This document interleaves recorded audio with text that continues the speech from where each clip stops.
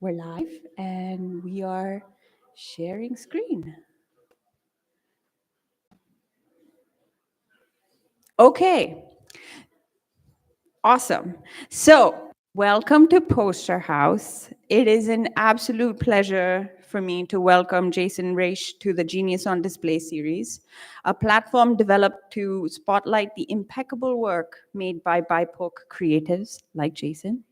Jason is a Brooklyn based freelance illustrator. He's also an educator at FIT.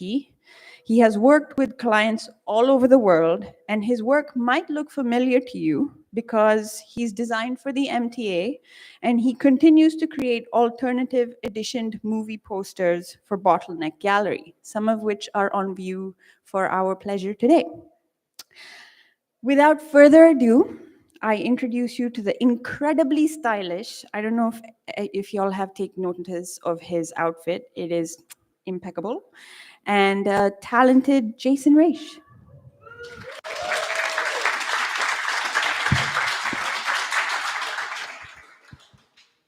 Thank you, Maya. Hi, everyone. I'm Jason Raish. I'm an illustrator. Thanks to Poster House for having me. Thank you, Maya, for having me. Maya also is an amazing educator here. I brought my class before. She gives great tours and is very knowledgeable. And what else?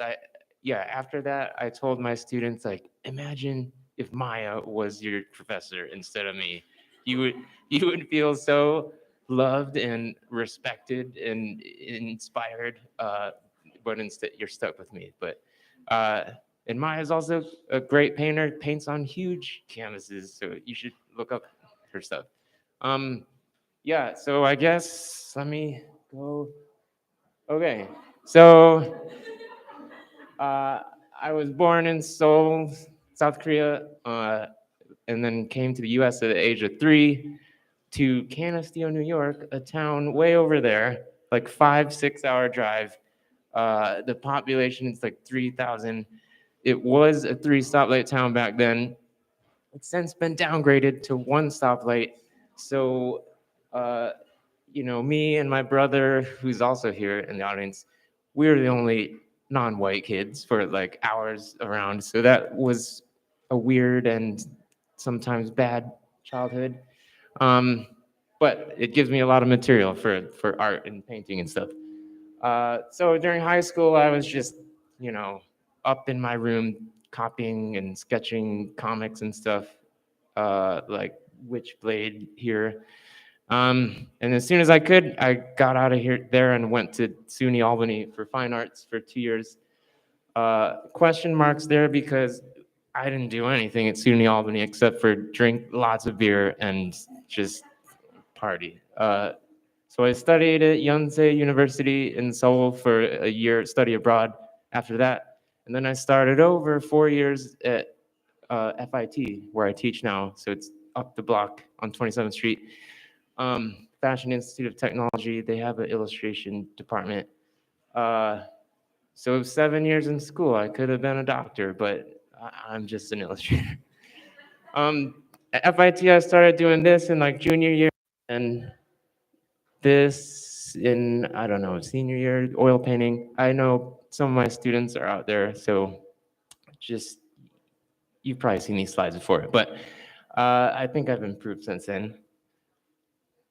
Okay, so 2 years I worked after graduation. I graduated in 2006, and then in 2008, my aunt was working for the Washington Post in Beijing, and she was like, "You're a freelancer. You can work anywhere over the internet." And I was like, "You know what? You're right. Yeah, I'll come live with you in Beijing." So I lived in Beijing for a year and a half. I went as the Olympics were happening. It was amazing.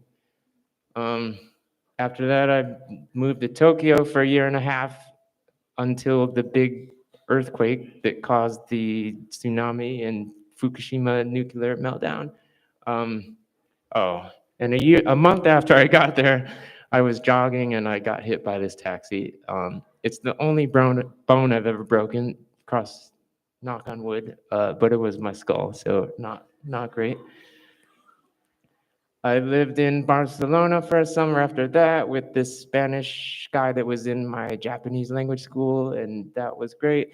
But living in a European beach city is not a great way to get any work done, especially if you're your own boss. They don't like to work there, and they're just always calling you down to the beach to drink beer and stuff. Uh, and I moved to London for 6 months after that. I was there for the Hackney riots and everything. Um, that was great. I got a I got a 3-year artist visa for France. I lived in Paris. Um, this was on purpose. I didn't dress like this every day.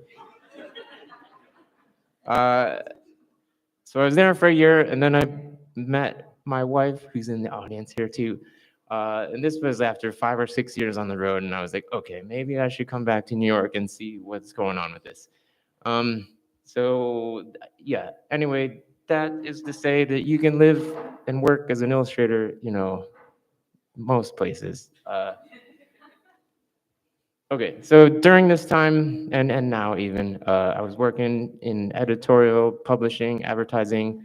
So that could be newspapers, magazines.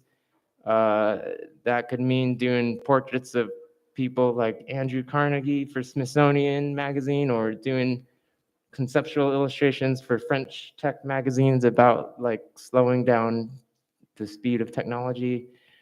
Um, I'm fortunate enough to get some advertising stuff a couple times a year, so that's great. This is in Columbus Circle, or was way back then.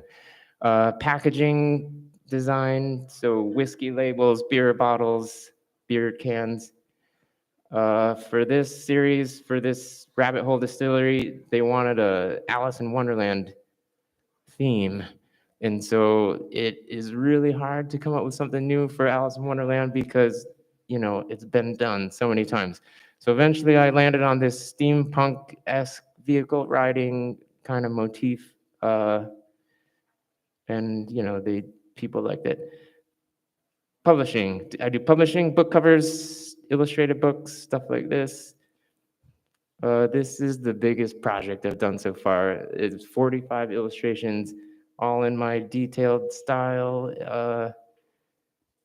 It was so much work. So much work. Oh, surprise! My dog. This is a big, it's a big part of our life. Because as an illustrator, you gotta stay healthy. So I jog that 3-mile loop around Prospect Park every other day with him. He's a great running partner. Uh, and he lays by my desk, and I recommend having a dog. Okay, we're going on. I do video game stuff sometimes, like Fortnite, loading screens. This was the first one I did, and I started playing for research, uh, and now I'm addicted. And then I got my friends addicted. My entire Fortnite squad's out in the audience over there, uh, and we still play several nights a week. It's embarrassing. There's another Fortnite one. They know what they're doing. It's seriously addicting. Uh, Fashion stuff. I do fashion stuff sometimes. Ralph Lauren. And I would like to think it's because of all the personal fashion illustration work I've put out there, which I'll show later. Okay, they said maybe it'd be good to talk about like the MTA stuff I did because of the vintage travel poster exhibition going on in the big gallery here. So one of the big bucket list jobs for illustrators is doing one of these 4-foot wide MTA artworks they put on the train, like above some of the windows. So here were some of the sketches, some of the concepts that I had. And then I think it's the first time, they liked 2 of them, the sketches so much, they were like, let's do 2 of them this time around. So there was the market and the park version. So there's the final art. So they were on the trains, unfortunately, in 2020, which was the height of the pandemic. no one saw them. It was sad. Uh, and it seems like they only have the illustrator do it once in their life. So maybe I missed my chance, but I don't know. Um, yeah, that was sad. Okay, official one sheets for short films. So I do short film posters sometimes. This one for Black Santa was in the Tribeca Film Festival. Infinity is still making its festival run now. And these were huge. Okay, key art, official key art. So this was for a Sky TV History Channel UK show about German U-boat kind of stuff. They love their World War II stuff. Um, they actually only used like a portion of this, and they asked for like a huge bleed area to be filled in with illustration, which when you do as much detail as I a long time. And it's pretty annoying when they ask for such a huge bleed area. I've also had the fortune of working for Criterion a few times, and the creative director there, Eric Skillman, he's like the best in the business. He's really good, really concise and articulate.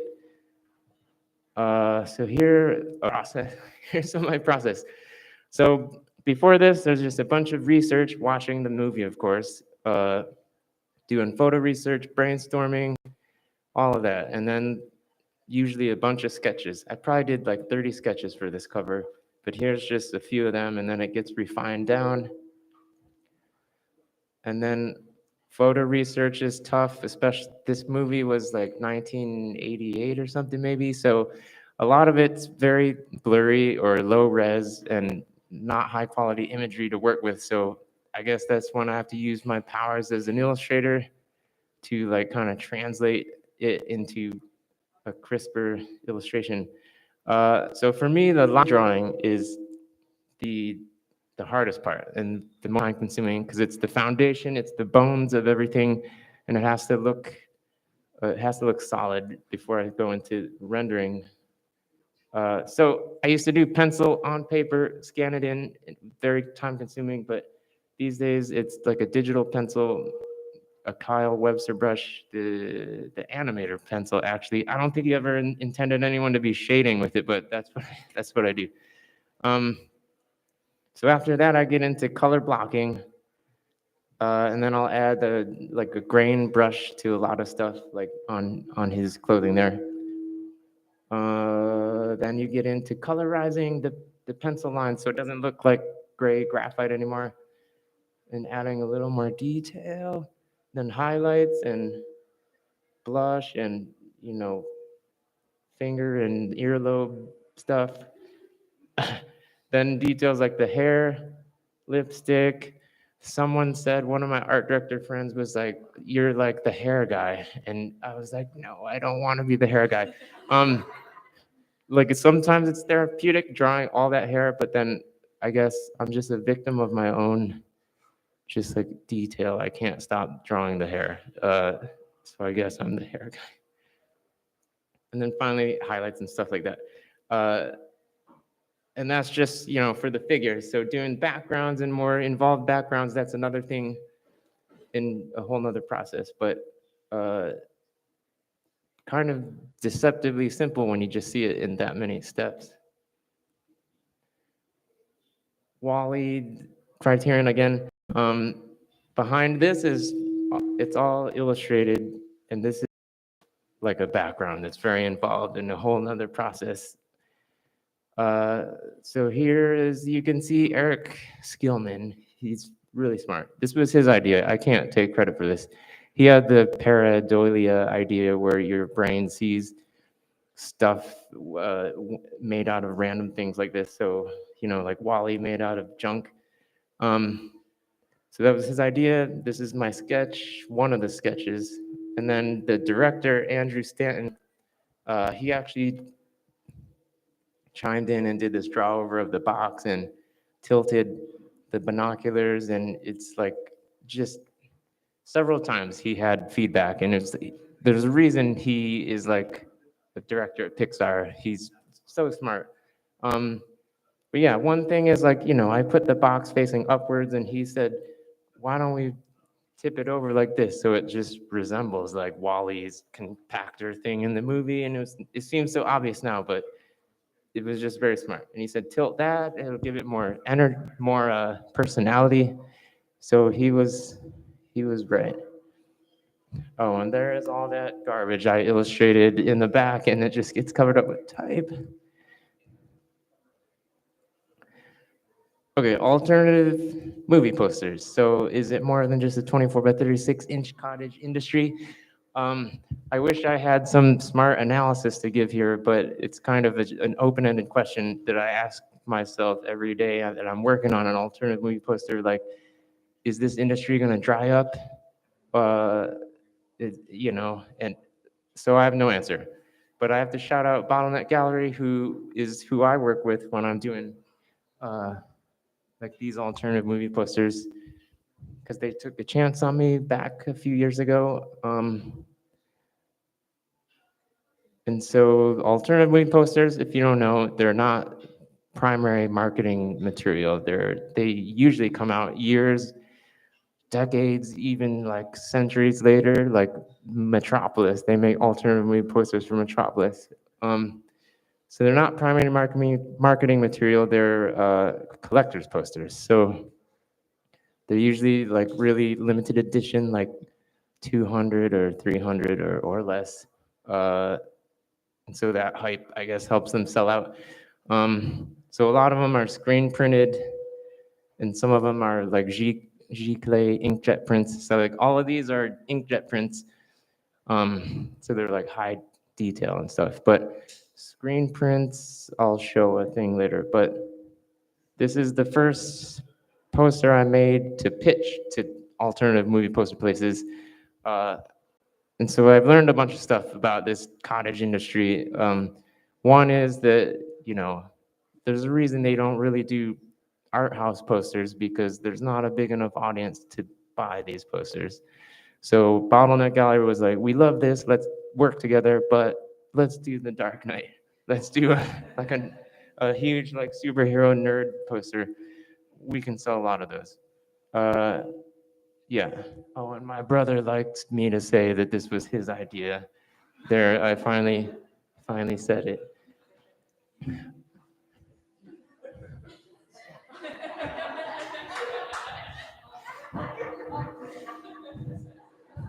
So, as an illustrator, you got to shoot your own photo reference a lot of times, especially if you have a realistic style like I do.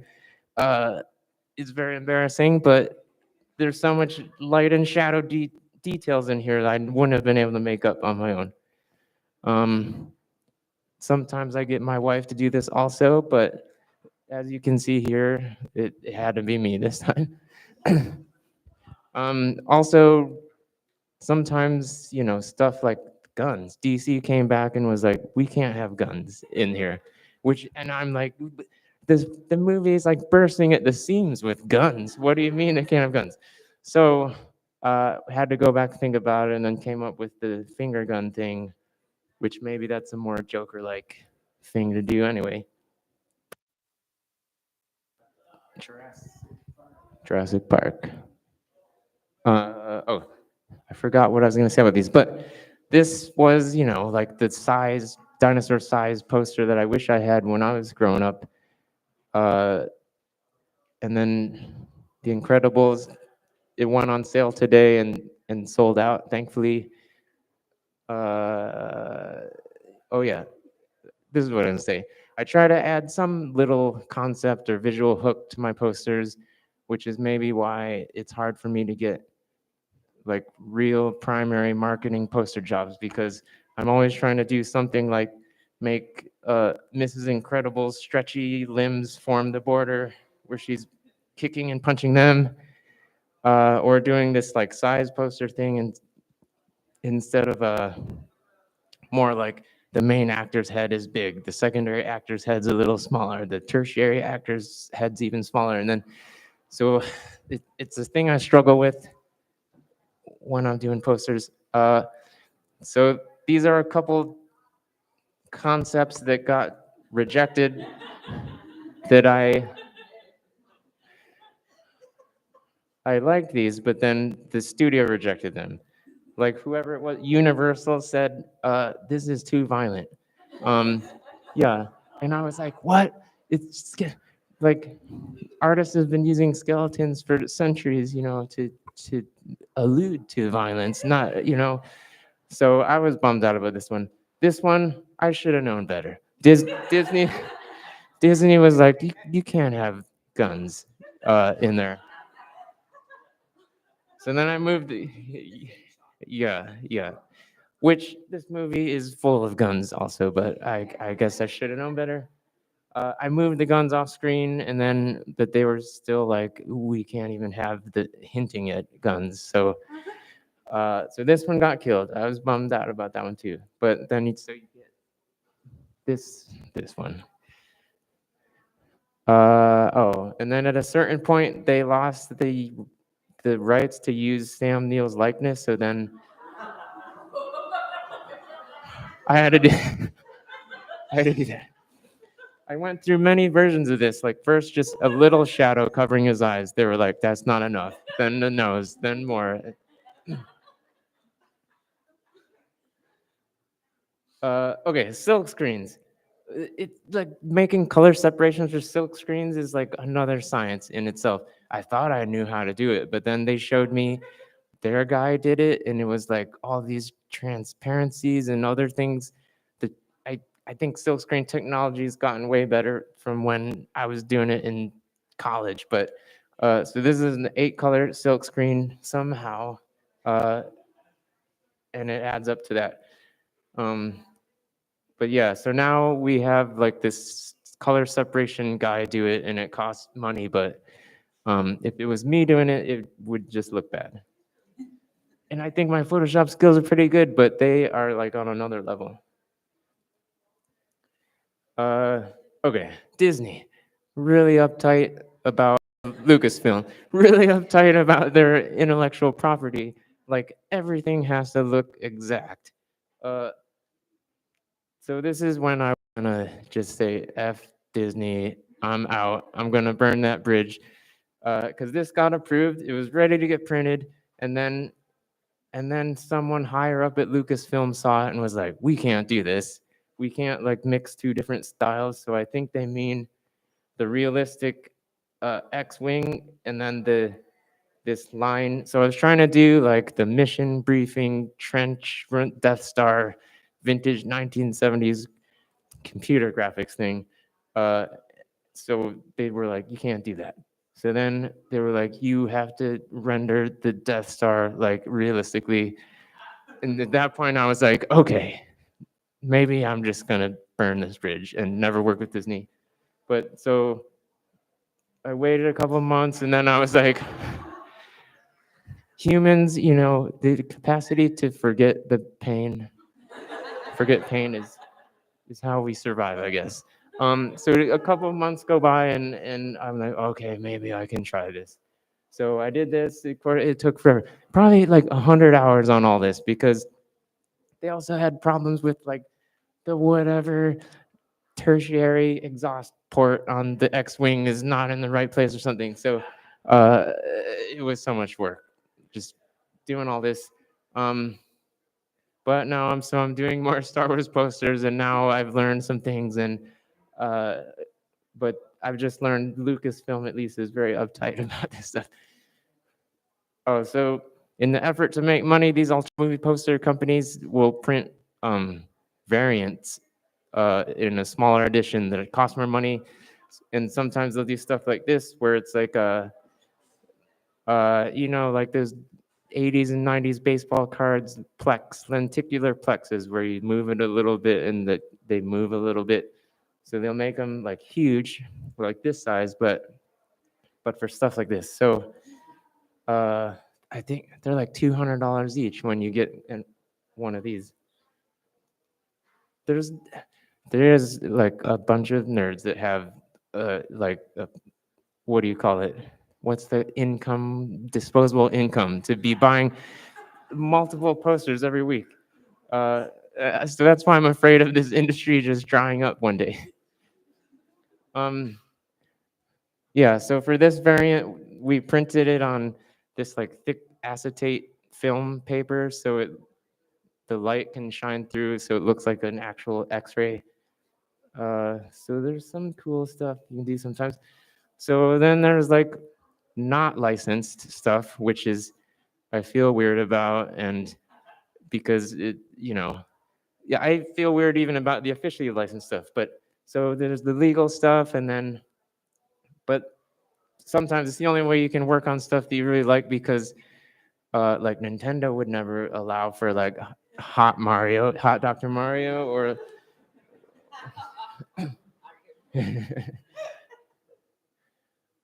yeah. So I feel weird about speaking of unofficially unlicensed stuff. Uh, so the Seinfeld was my biggest social media success, my only like viral thing ever, and they would never allow this, but it's fun. Um, yeah. So speaking of feeling weird about working on other intellectual property, it's I think a lot of illustrators feel that because you want to work on your own stuff. So I do try to make time to work on personal stuff, like travel posters for places that I lived. Uh, or when I lived in Japan, I started this series of they have a tradition of sending at New Year's a postcard with the zodiac animal for that year. So like the year of the monkey, the year of the dragon. So I did that for 12 years, and now I just started over again this year. So I'm gonna, for the next 11 years, gonna try to do one that's got more of a Korean theme to it.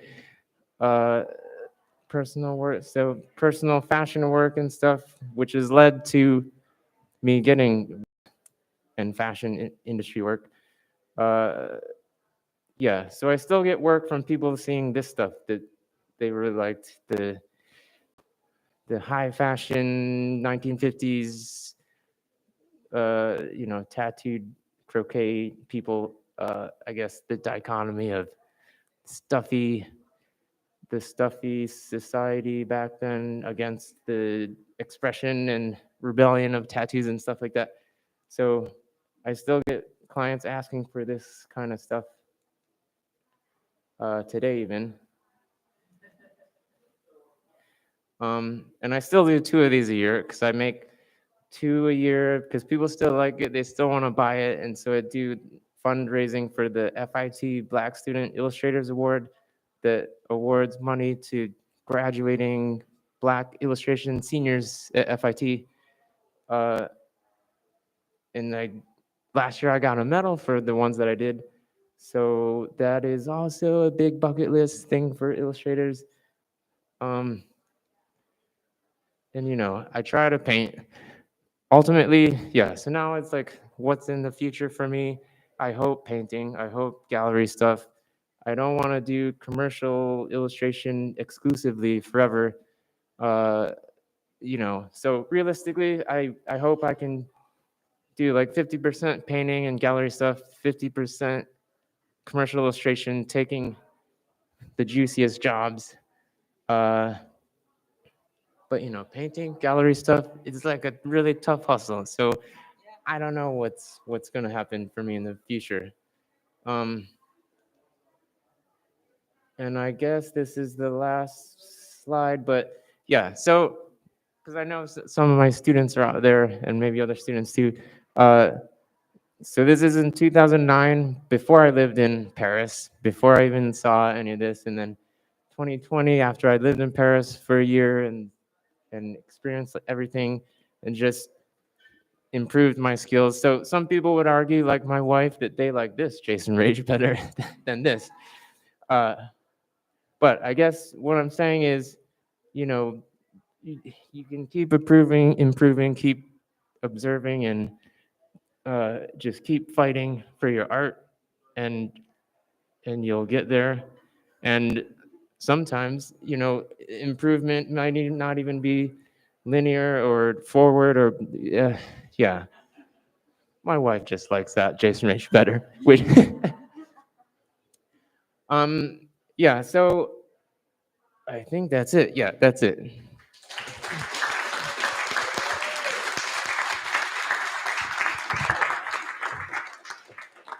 So I told you all that this was going to be an incredible conversation, and that's what it was. Jason, hearing you talk about like the difficulties of working with specific clients, and like even in your own mind, right? Like as an artist, like we grapple with that, and then adding a client on top is just like tenfold more difficult. Um, and even when you go see the Don Bailey show, you'll see that there are multiple iterations of posters that didn't go to print or were rejected, right? So, for example, like the Silence of the Lambs posters, the first official poster that went into movie theaters was rejected and sent back because it featured nude people or nude women in the Death's Head moth. So the whole thing had to be reshot with bodysuits. So, you've encountered similar things. Like you go into this final, like it's going to get printed, and then they're like, no, this exhaust on this fighter jet is just, it's not accurate, right? So I really loved learning about that. But before you hear me yap on about Jason's work, does anyone have any questions for Jason? I love questions. Yeah.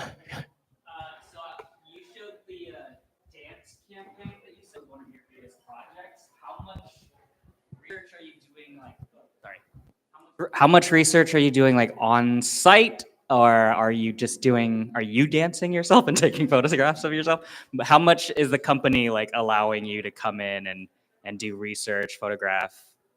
Right. Rehearsals or anything. Yeah, yeah. So I wish it was the golden age of illustration where I could hire models and all of that. So some of it was like me or my wife posing. Uh, Not a great dancer, so a little bit of me dancing, but not that much. So a lot of it is just like watching YouTube videos and they did have like stock image like subscriptions that they sent me stuff to. But yeah, it's like especially with my style, so much photo reference searching time, like an incredible amount. And then yeah, a lot of times shooting your own photo reference is also required. So did that answer? Yeah. Okay.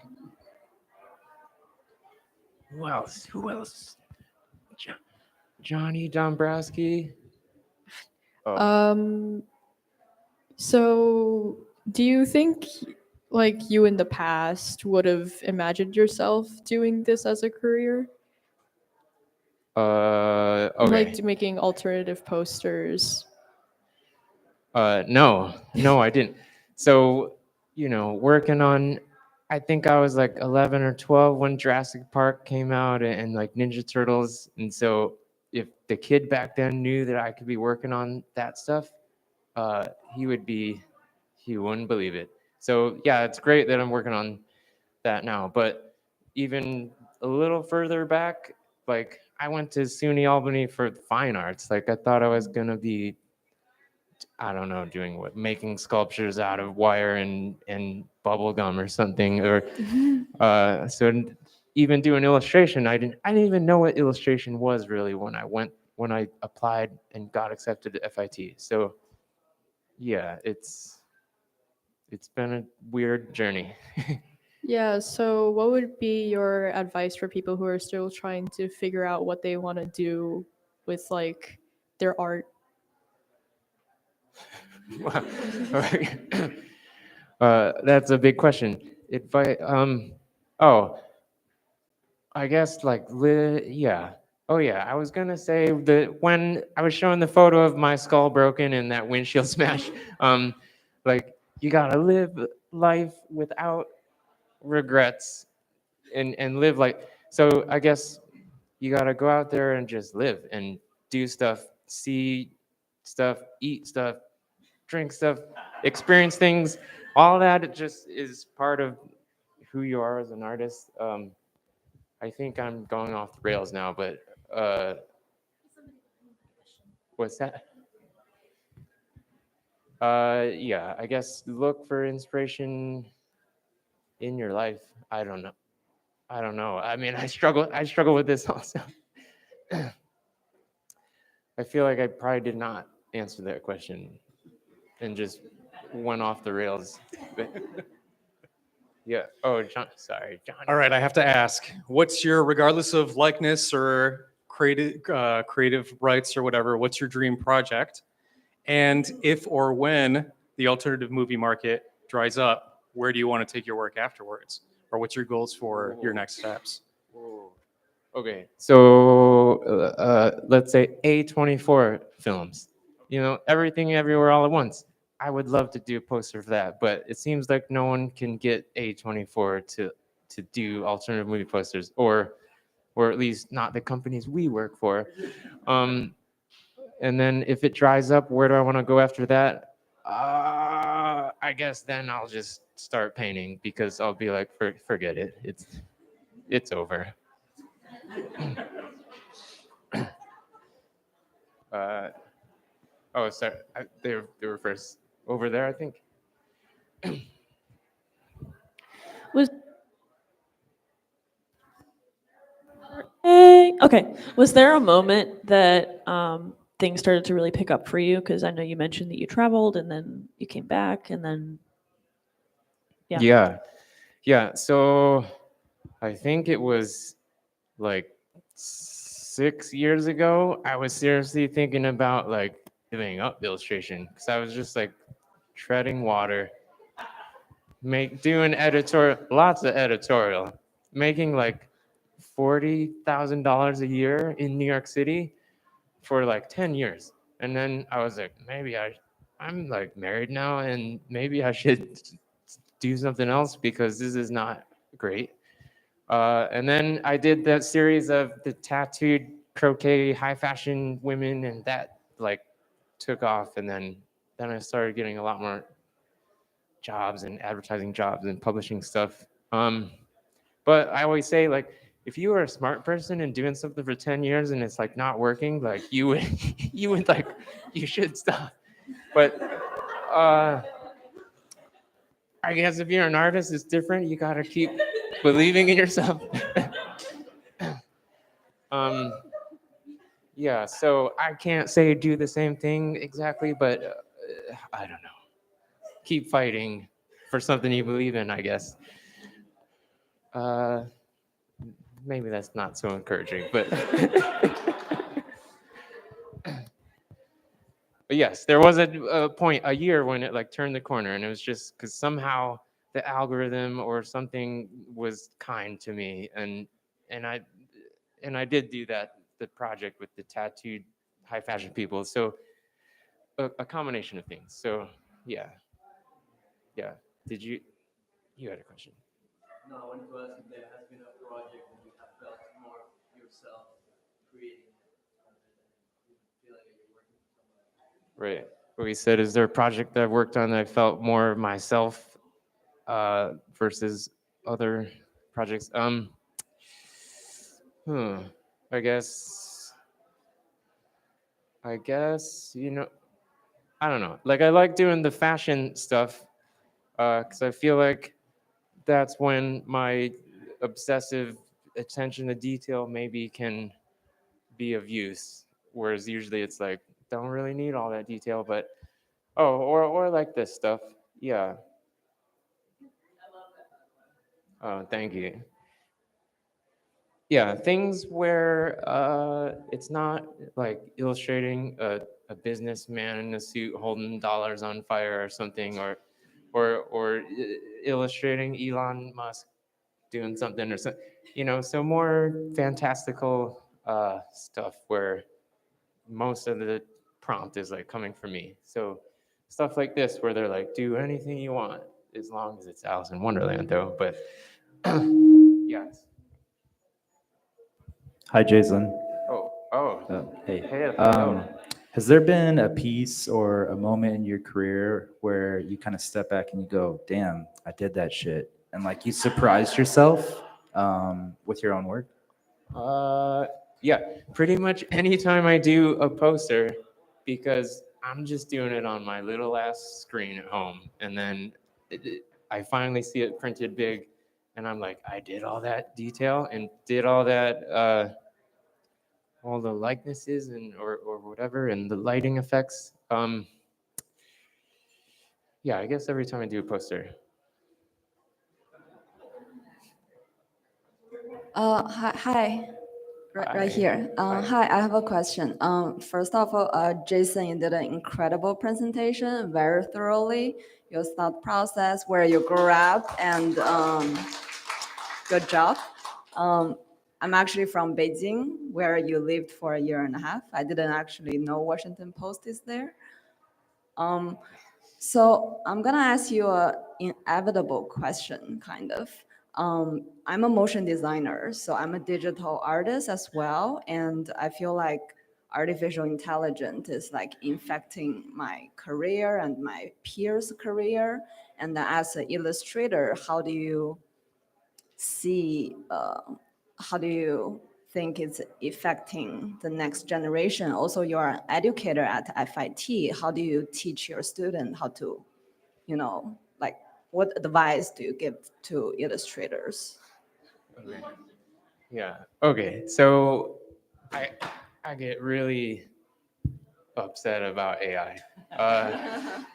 Okay. So at school at FIT at least, they're not saying no to it. I say no to it. I say if you use AI in my class, you're gonna fail. Uh, but the department, they're not saying no to it. And so of course I said something, and then now I'm not gonna say any more because I'm just like I'm just a little adjunct professor. I don't need to be getting involved in this kind of stuff. But AI for me, like of course I don't use it. I don't want anything to do with it. I think it leads to. I worked on a ad campaign for the Paris Metro, uh, and they had like really good money, and I did the job, but they sent their brief and they sent it with their concepts, and it was like AI generated stuff, and it was like back when it was making like 7 fingers on a hand and like an arm coming out of this arm too, and I feel like it just cursed the project from the get-go.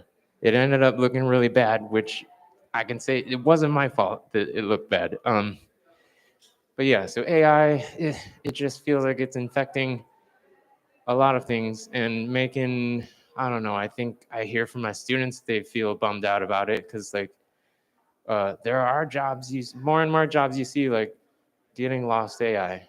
I've lost a few jobs to AI this year, actually. Um, so yeah, it's a bummer, and I hope that AI will become like Marvel movies, where it was like the hot shit for a while, and the world became just covered in Marvel, like a film of Marvelness, and then it corrected again, and people were like, "Wait, there's too much Marvel. This is too cheesy," and so hopefully the world will be like AI stuff looked bad. What were we thinking? Yeah. Can I have a follow-up? Is that why you're moving to like a gallery career? You feel like maybe physical artwork will get appreciated more? Uh, I don't. I guess maybe maybe one reason for moving to gallery stuff is it seems like that's the pipeline for artists. Is like the older you get, the more you're just like, I just want to paint landscapes and like, so I do think it's like getting older, and then I don't. Maybe I just feel like I put in my time in commercial art, and then I want to do my own stuff. Like I want to paint stuff that's like identity based about on identity and like growing up in that shitty town I grew up in as the only like non-white kid around and stuff like that, and what it's like being Asian American, I guess. Identity issue paintings and stuff. So a combination of a bunch of things. Yeah. Thank you. Can you hear me? Okay. This was just a follow up on the AI thing, but there are posters or even like you mentioned studios like A24 who do use AI for their stuff.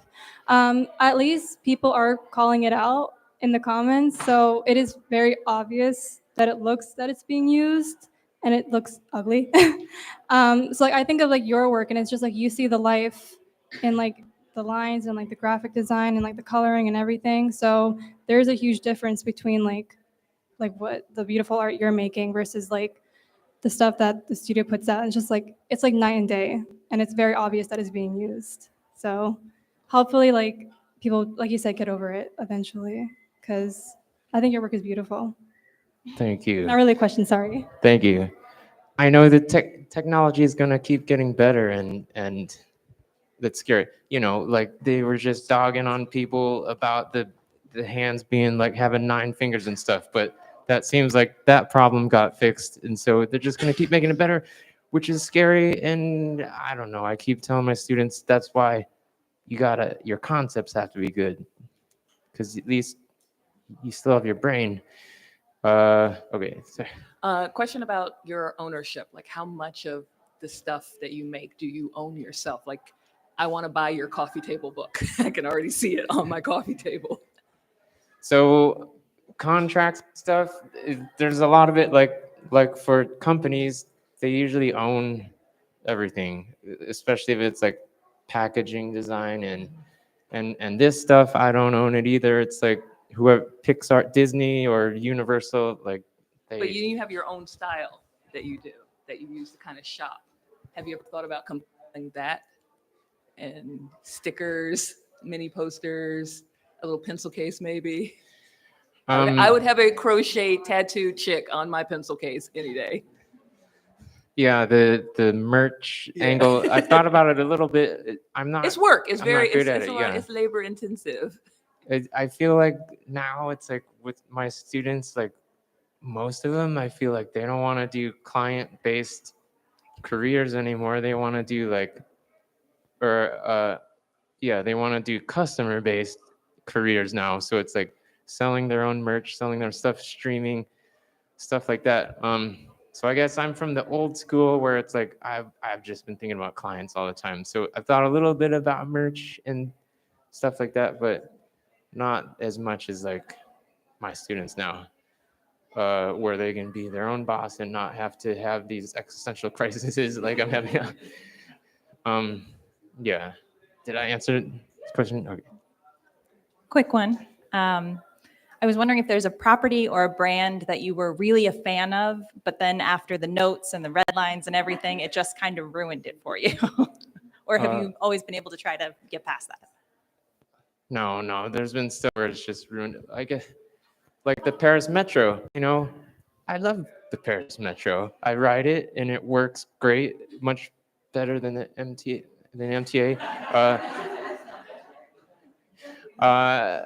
But then after, all the AI stuff and the notes, and then just the 10 people at this agency that had to approve stuff, I was like, I'm just getting this job over with. I'm done. Yeah. I guess that's one that comes to mind. Yeah. Oh, sorry. Hello. Oh, sorry. Sorry. When you were speaking about your thoughts on AI and you likened it to Marvel movies, what you're really speaking on is this like trust and taste, right? Like we trust that taste will eventually simmer down to something where as artists we can have faith in the people who are seeing and consuming. Do you have trust in the future of taste? Well, I guess like your thoughts on taste in general. And as I was thinking about this question, I was like, there are tastemakers. Who's responsible for that? Also, is there something innate that you can trust in humanity? wow. Well, I guess first of all, as you can tell, maybe from this Q&A, I guess I sound like a pessimist, and maybe people in my life would say that I'm a pessimist. I guess I have to have optimism in the taste of humanity, and that AI has lowered the bar a lot. But I have to hope that it'll correct itself, and then people will not like shiny, edge-lit, smooth AI rendered stuff forever. And that was a big like existential question you asked there, but Yeah, I'm sorry. yeah, I mean, I don't know. I probably didn't answer that very well. Did I miss some No, part I of it? guess, yeah, you answered. Okay. Okay. Are there any more questions in the back? We have a question over here. What was it? We have one question over here. All right. We are. I just wanted to ask, who are your references? Who inspires you? Like artists from the past, present, future? Okay. Who do I like? Who do I reference? So as far as like current working poster designer illustrators, Akiko Strenberger is like the best working movie poster designer illustrator out there right now. I think she's able to somehow, and she makes like primary marketing posters like that you see out there, but she's able to somehow do them with like a really clever concept, and she's a jack of all styles and paints really well and can mimic, vintage styles, do all this. So that is like who I tell my students to look up, because her ideas are really smart, and just a great artist in many styles. And then I guess, the classic the Studio Ghibli stuff, and all this, the Muppets, and just all the stuff I grew up with is all probably formed my visual language, I guess. Yeah. Any other questions?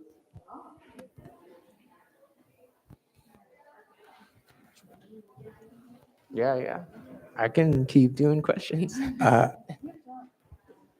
So I'm a fan of I follow you from your bottleneck stuff and all your screen prints and stuff. So I'm a huge fan of yours. So I was wondering, is there like a guilty pleasure, like movie property or TV property that that nobody really would really pay you for to do, but you'd be like, I would love to just tackle this and create a poster for it.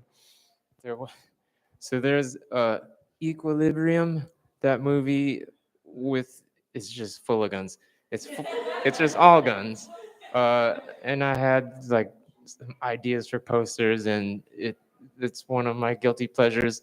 But I also try not to like promote gun stuff also. So then I'm never gonna do it, but because it's just absolutely just all about guns. But yeah, I guess that's the immediate thing that pops into my mind.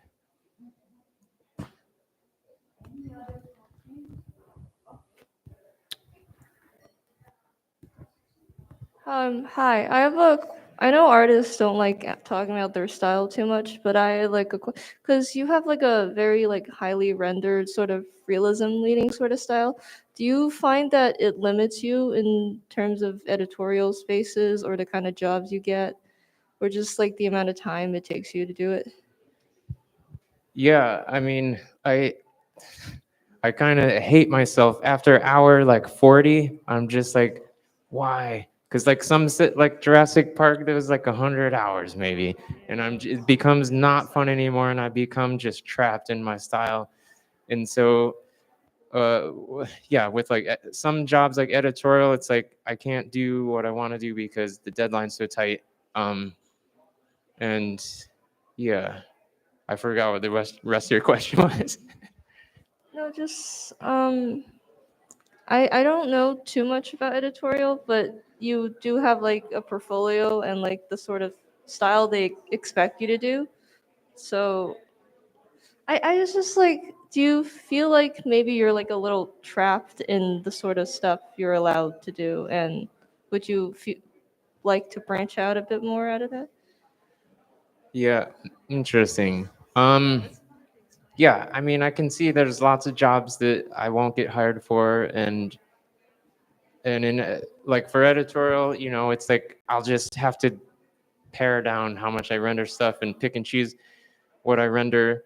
And I guess stuff like I used to want to do children's books. Like I was trying to do children's books like really hard, and then I just gave up because I couldn't just force myself to make my stuff rounder and cuter and less hyper detailed and big freaky eyeballs and stuff. So I gave up on that. But yeah, So I guess I just have to lean into like what my style, what kind of jobs I can get with my style. Do we have time for? Oh no, I'm good. Oh,